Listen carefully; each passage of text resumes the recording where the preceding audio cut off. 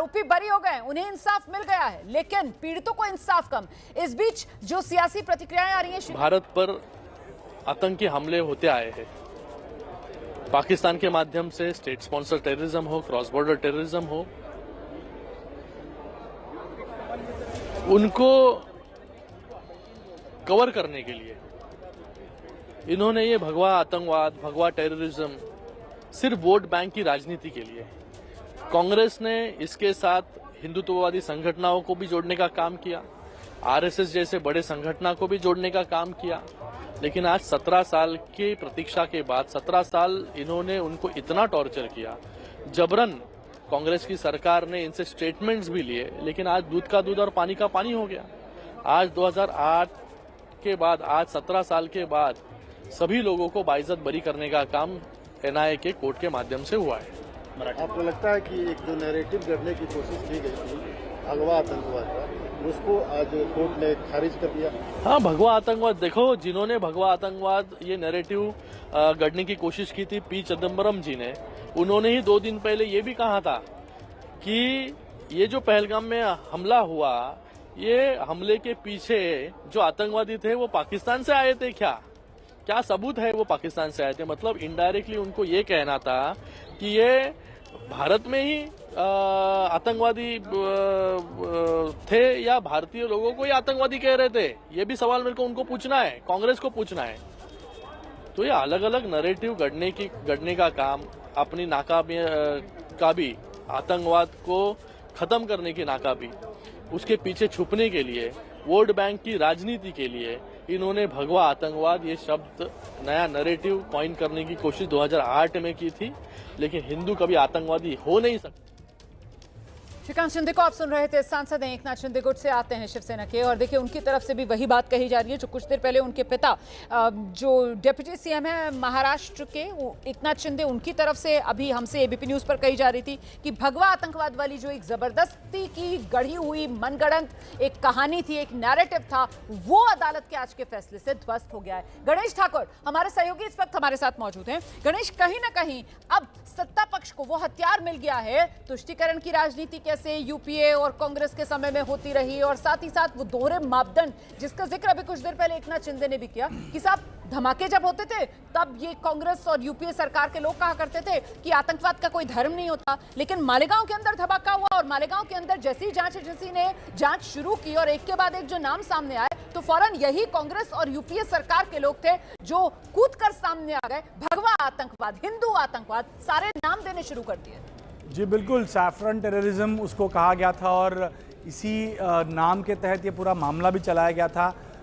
उस समय ATS chief थे हेमंत करकरे, जो 26/11 हमले में शहीद हुए थे, और कई बातें हो रही थी कि उन पर दबाव था। उस दबाव के चलते वो बहुत कॉर्नर या बहुत तनाव में रहते थे। ये कई बातें उस समय पे हुई थी क्योंकि ये एक ऐसा मामला था जहाँ पर सिर्फ और सिर्फ हिंदू आतंकवाद को उजागर करके दो समाज को भिड़ाने का काम या उसके बीच में तनाव खड़ा करने का काम किया जा रहा है। इस प्रकार की बातें तब से हो रही थी, लगातार 17 साल तक ये बात अब भी हो रही है कि उस समय जो जांच की गई थी वो सही गुनहगार नहीं थे, उनको इस मामले में फंसाया गया था क्योंकि इसे एक अलग रंग देना था तब की तत्कालीन यूपीए सरकार को।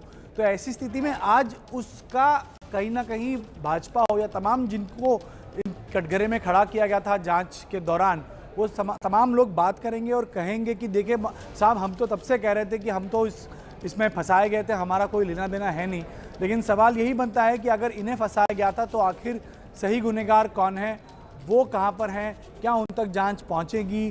जिस तरह 7-11 मामला चला, अब इस मामले में भी आगे इसी तरह की बातें आएंगी और जांच को किसने इस साजिश में तब्दील किया था, ये सवाल अब। The main issue sitting in front of India today is that the government has destroyed our economic policy, has destroyed our defense policy, has destroyed our foreign policy.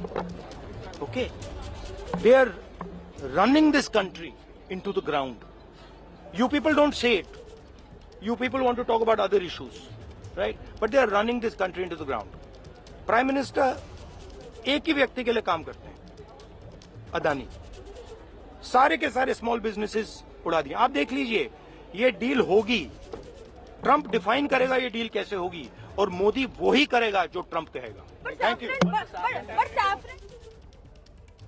Rahul Gandhi को आप सुन रहे थे संसद भवन परिसर में। पत्रकार जो है मालेगांव बम धमाके को लेकर जो फैसला आया है उस पर राहुल गांधी की प्रतिक्रिया चाह रहे थे, लेकिन राहुल गांधी की तरफ से कहा गया कि साहब मुद्दा यह है ही नहीं। राहुल गांधी ने निशाने पर सरकार को लिया। राहुल गांधी कह रहे हैं कि केंद्र सरकार ने देश की आर्थिक नीति, देश की विदेश नीति, देश की रक्षा नीति सब बर्बाद कर दिया है। मोदी सरकार पर हमलावर राहुल गांधी। इतने पर ही वो नहीं रुके, उन्होंने सीधे अटैक प्रधानमंत्री नरेंद्र मोदी पर बोला, ये कहते हुए कि देश के प्रधानमंत्री मोदी सिर्फ देश में एक व्यक्ति के लिए काम कर रहे हैं और वो अडानी है। जोरदार हमला हर बार की तरह राहुल गांधी ने प्रधानमंत्री नरेंद्र मोदी पर बोला। मालेगांव बम धमाका जिसको लेकर यह कहा जा रहा है कि अब जबकि फैसला आया है और अदालत ने अपने फैसले में सभी 7 आरोपियों को बरी कर दिया है, तो ऐसे में सवाल जांच एजेंसियों पर उठेंगे, ऐसे में सवाल उस समय की सरकारों पर उठेंगे, क्योंकि उस समय की सरकारें थी और उस समय की जांच एजेंसियों की जांच थी जिसके आधार पर इस देश ने पहली बार हिंदू आतंकवाद शब्द सुना था, जिसके आधार पर इस देश ने पहली बार भगवा आतंकवाद शब्द सुना था। और 17 साल की लंबी कानूनी लड़ाई के बाद आज जब अदालत अपना फैसला सुनाती है, तो चाहे वो भगवा आतंकवाद हो या फिर वो हिंदू आतंकवाद हो, वो सारी के सारे हवा की हवा निकल गई है अदालत के इस फैसले से। 7 आरोपी अदालत ने बरी कर दिए हैं। लेकिन अब सवाल यह है कि 7 आरोपी बरी, आरोपियों को मिला इंसाफ, पर वो 6 मृतक और 101 घायल, उन्हें इंसाफ कब मिलेगा? क्या इंसाफ राजनीति की भेंट चढ़ गया? ये वो बड़ा सवाल है जिसको लेकर चर्चा होनी चाहिए मेघा, क्योंकि उस समय की जांच एजेंसियां और उस समय की राजनीतिक तौर पर जो सत्ताधारी पार्टियां थी, शायद फोकस ज्यादा राजनीति पर रहा और इसी की भेंट मालेगांव बम धमाके का इंसाफ आज चढ़ता हुआ अदालत में नजर आया है। मेघा, मुझे लगता है रुमाना, अपने इतिहास में, भारत के इतिहास में, इंडिपेंडेंट भारत के इतिहास में अगर कोई एक केस पर बहुत बुरी तरीके से राजनीति की गई है, सबसे ज़्यादा राजनीति की गई है, तो वो ये मालेगांव बम ब्लास्ट केस ही है।